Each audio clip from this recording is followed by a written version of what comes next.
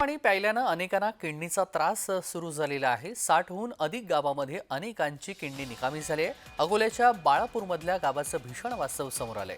शुद्ध पाण्यासाठी पैसे मोजण्याची नामुष्की या गावावरती उडावली आहे. बाळापूर तालुक्यातल्या सावरपाटी गावामध्ये विहिरी आणि बोरवेलमधलं क्षारयुक्त पाणी इथले गावकरी पित असतात आणि त्यामुळे किडनी स्टोन आणि किडनी संबंधीचे आजार गावकऱ्यांना जडत आहेत, तर अनेकांना किडनी फेल झाल्यासारख्या आजारांचा सामना करावा लागतोय.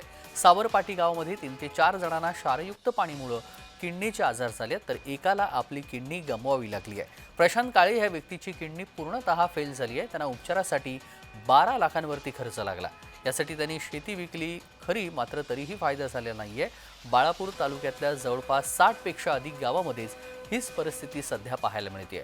पारस ते निंबा फाट्यापर्यंत असलेले सर्व गावकरी खारपट्ट्यामधून येतात आणि त्यामुळे दुसरीकडे घरी नळ असले तरी पाण्याच्या टाकीमध्ये चढणारं पाणी हे मात्र गावातील विहिरी आणि बोरवेलमधीलच आहे.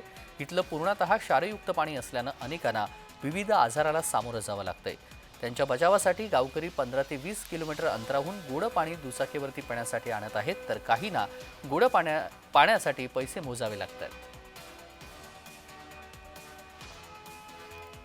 इथलं पाणी आहे नेमकं कसं? लय शहरात पाण्यात भरपूर म्हणजे खराब पाणी आहे एकदम. म्हणजे जमिनीवर टाकलं तर जमीन फुली येते.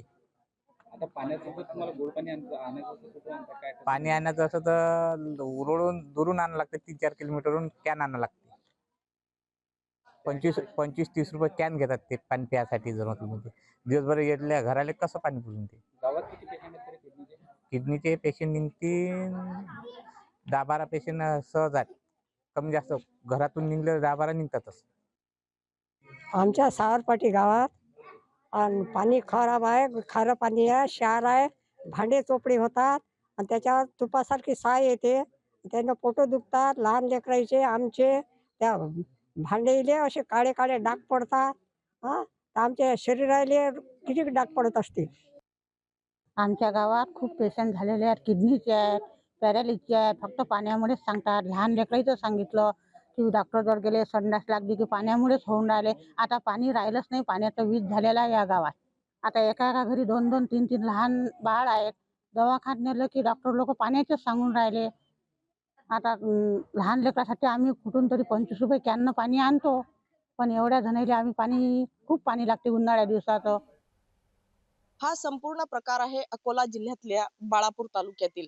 बाळापूर तालुक्यात जवळपास 50 गावं जे आहेत ते दूषित पाण्याने ग्रासलेले आहेत आणि यातील काही जे नागरिक आहेत त्यांना किडनीचे आजार झालेले आहेत. काहींच्या किडनी फेल झालेल्या आहेत, तर काही अजूनही त्याच्याशी लढा देत आहेत. या संपूर्ण प्रकाराशी आम्ही आरोग्य अधिकाऱ्याशी बोलण्याचा प्रयत्न केलाय, पण त्यांनी सध्या यावर भाष्य करण्यास नकार दिलाय. जोपर्यंत आम्ही त्याचा पूर्णपणे तपास करत नाही तोपर्यंत आम्ही बोलू शकत नाही, असं त्यांनी भाष्य केलंय. वर्षा मोरे, जय महाराष्ट्र न्यूज, अकोला.